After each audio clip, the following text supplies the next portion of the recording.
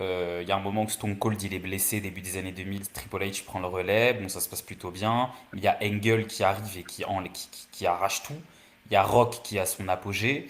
C'est l'attitude era, hein. Donc c'est pas non plus le mec qui est le plus convaincant, même s'il fait le taf avec les storylines avec Stephanie, Vince et tout. Puisqu'à l'époque il est déjà dans une storyline où c'est vraiment le gendre de Vince, parce que c'est vraiment le cas. Mais après il se blesse. Après quand il revient ça flop. Il gagne le Rumble mais ça flop. Il bat Jericho mais après il perd le titre vite parce que ça prend pas en fait son règne et parce que les gens ils sont passés à autre chose. Parce qu'en plus il y a le retour de Hogan et tout. Non, non, non. Et après 2003, il y a Evolution. Et en fait, c'est quand même lui qui est au centre du truc. Il est champion du monde avec Evolution. Son groupe, j'avoue, il est incroyable. Et c'est là où je pense que Triple H, il est très intéressant, il est très fort. C'est pour mettre en avant les autres. Parce qu'il va faire en sorte que Batista perce, il va faire en sorte que Randy Orton perce.